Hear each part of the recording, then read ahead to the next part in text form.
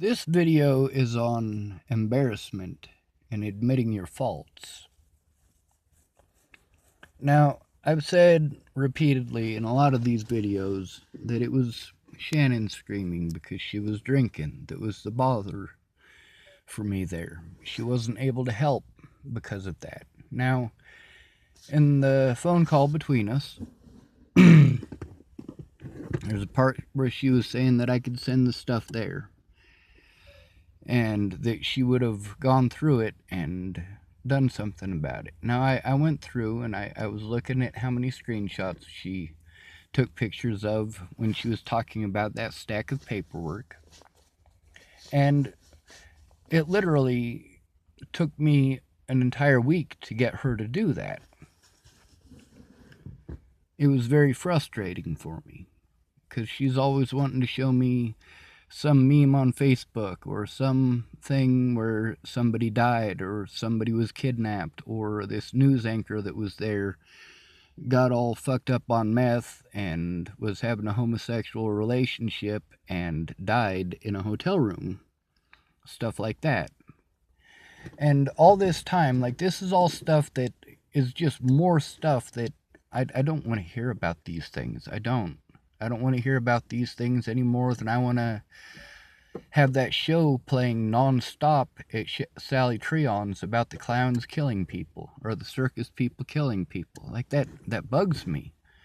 But also, that's the way these people found me, is that they have an interest in death. Now, for Shannon, whenever I bring up the noise, she always turns it and makes it her daughter's fault. Her daughter's fault. Well, when her daughter starts doing those, which you might consider negative behaviors, the first thing Shannon does is yell. No! Stop! Stop, Zanny! Stop! And her daughter's not being loud. She's immodal. She doesn't speak. So for her daughter, I mean, Zanny, she's extremely frustrated because she can't speak. She can't explain what's going on. So her mother has to try to guess. For me, it's not difficult to guess because I can feel what she's feeling. I already know what it is that's frustrating for her. I already know the difference between positive and negative attention and needing the attention because something is going on that you need to express. And with Rick, I still keep defending him over the arguments that they have. Not all of them are Shannon. I can't blame it all on Shannon. It's the drinking part. And Shannon doesn't want to admit that she's an alcoholic. And she definitely doesn't want it out there for the whole world to know. So a lot of people, when I say what the issue is, they're like, "You're a liar!" All right. Or, what's the other one? "You blame everything on everybody else. You never take any responsibility." I do, actually. Go back through my videos, watch them. You'll realize that, yeah, I admitted to all of the things that I got wrong. All of the things that I did wrong.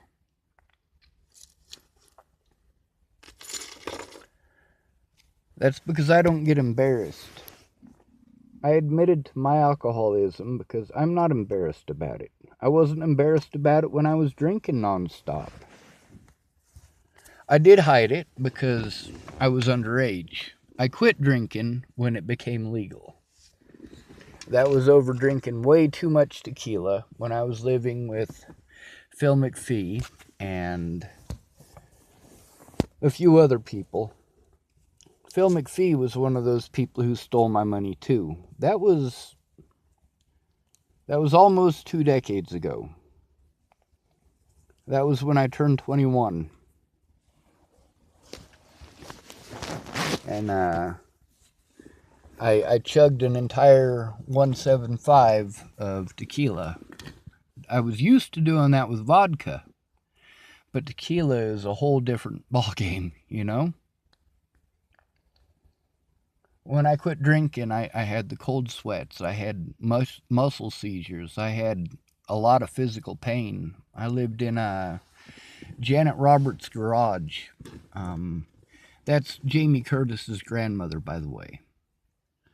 And I was sleeping on a cot, and more than once I woke up with my cot completely soaked. But I was able to quit drinking. I was able to admit that I had a problem, and I was able to do something about it. With my dad, he didn't want to admit that he wanted me to do everything, but he wasn't willing to listen to the situation.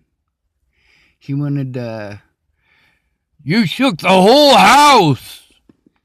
Well, Dad, you yelled at me for 45 minutes straight. How do you expect me to react to being yelled at for 45 minutes straight? And I had asked him repeatedly, Dad, just let me pack up my stuff and leave. You know, you don't have to stand in the doorway and yell at me and berate me and call me a pussy and tell me I'm a fucking retard and all the other stuff that he was screaming. I mean, and could I tell you what it is that he exactly said, word for word? Fuck no, it was 45 minutes worth of him screaming at me. Can you remember word for word what somebody said when they speak for 30 seconds in front of you? Probably not. Less than 1% of 1% of the population is capable of doing that. And those people aren't well liked by society, because they'll regurgitate right back at you where you fucked up, and then you get pissed off because they pointed it out.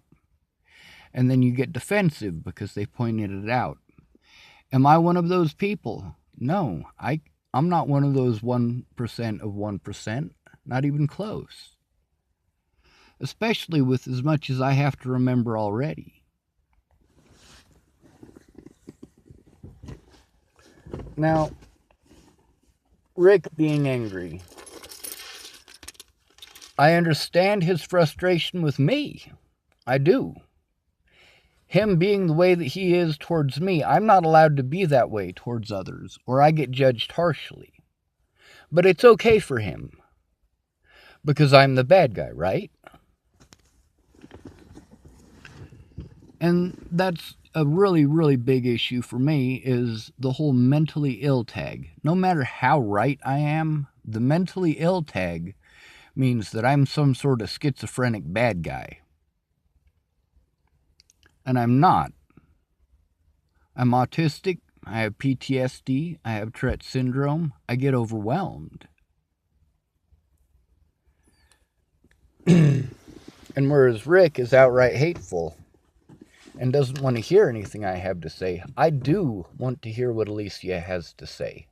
I do want to hear what Shelley has to say. I do want to hear what Danica and Rose have to say. And I also want them to hear what I have to say. I tried to do everything I could to force an honest day in court, because of the hell that I was going through. But the other thing is, the Bollingers knew that I was going through that hell. They chose to turn a blind eye to it. They chose to send other people to threaten me and harass me and try to intimidate me. Yes, I'm still speaking out, and I'm going to until the day that I die. Unless, of course, these people want to try being adults about it, which Rick wasn't. Rose obviously wasn't. Danica obviously wasn't. Alicia obviously wasn't. Now, if these people would have done what they said they would in private, well, then it wouldn't have ever become public. When Shannon said that I could send all of the stuff there and she would work on it over time, well, in that last phone call, and I have screenshots of me and Shannon's conversations in texting, where I'm explaining to her that I want her to take pictures, screenshots from these Facebook groups. See, that's the point. People are like, oh, well, it's over with already. No, it's not. It's not over with. That's the point. Is that slander in those Facebook groups, the fact that they were going out of their way to be Sean bashers, it didn't have anything to do with justice for Natalie. It was about Sean bashing, creating as terrible a public opinion as they could, and kicking out people who defended me. It was a whole lot of bullying and a whole lot of slander, and I wasn't cowardly about it. I did it in public. See, I could have threatened these people's lives in messages. I could have sat there and typed in, I will this and I will that, and sent pictures of guns and knives like people were doing to me. But I'm not a coward. I did it in public for a reason. And I didn't do those things in private for a reason. The reason I didn't do it in private is to show that the rules are different for me than they are for you. Now, when I made those videos, the one video where I was threatening, well, I was threatening the people who had threatened me and my family and my friends, and were slandering my name and pretending like it's okay, like they weren't doing anything wrong. The Bollingers, at any point in time, having access to those groups, could have told the truth in those groups. Now, for months and months and months, I tried to get Shannon to take screenshots of that, and she didn't. So why would I send her my stuff hoping that she's eventually going to take screenshots of it all? She's not going to send it to anybody. It's going to take months for her to do it if she does do it. And after months and months and months, probably close to a year of asking her to take screenshots because I am not allowed in those groups, well, she still hasn't done that. She took a couple of screenshots to let me know that Kara Johnson lady was up to no good, which is something that I'm grateful for. It's good to know that woman, see, that's the nice part. That woman was nice to me, but not in those Facebook groups. Same thing with the Layla Johnson lady.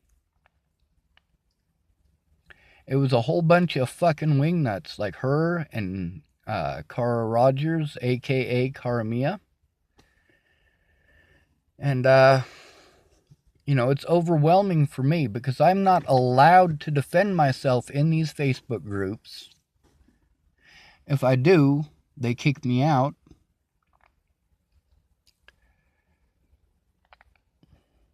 The one Facebook group where I was allowed to defend myself, there was a lady who also, much like Shannon, much like many of these people who said that they would do things, did not. And that woman's name is Katie Cahill. Now, Katie said that she would be my advocate. And she claimed that she would try to defend me in court. But she lives in Iowa. I don't have her phone number. It's a private number. And I did record those phone calls between me and her. And she also talks about that Cara Rogers lady, a.k.a. Kara Miles. And all of the bullying in there. Now, me, when I speak out about the fact that these people for months and months and months and months wouldn't do anything, wouldn't do the things that they said they would do, and outright made excuse after excuse not to do the things that I asked them to do. And they're so busy talking and telling me how to think and how to feel, and not willing to admit that they've done anything wrong. It is very frustrating for me. Because the things that shut me down at Shannon's didn't have hardly anything to do with her daughter. I mean, they did. You know, her screaming at her daughter has a lot to do with it. And her screaming at Rick has a lot to do with it. But it's the screaming, the noise. And she doesn't want that part being brought up. Well, I didn't want it being brought up either. I didn't want any of this to be public. But at the same time, how are people going to learn if they don't see it, if they don't hear it, if they don't make an effort to understand it? And yeah, sure, there's going to be a lot of people who are pissed off at me. But if one or two people learn something, that's one or two people more than there was before. So I'm not trying to be an asshole by calling people out. They had an opportunity to do it in private. Shannon had an opportunity to take those screenshots. My dad had an opportunity to help me out so that I could get the mail and get my medical records. That's the important part. But my dad has to be right, not willing to admit that he could have ever possibly done anything wrong. That him yelling at me for 45 minutes is okay, but me finally yelling back at him is not. And there were situations where I was just yelling just to yell because I was so fucking frustrated, and people took it personally. Now there's a video where I'm screaming at at Miss Peaches. And Miss Peaches is not taking it personal. She understands that I am fucking frustrated, I am overwhelmed, and I'm wanting to eat a fucking bullet. And she listens to me. She doesn't get condescending. She doesn't get mad at me like I'm yelling at her because she did something wrong. Because that wasn't the case. I was screaming because I couldn't get people to listen. I couldn't get the help that I needed. And then people want to get angry at me when I make it public why it is that I didn't get the help that I needed. Sean never admits that he does anything wrong, huh? Go back and watch the videos.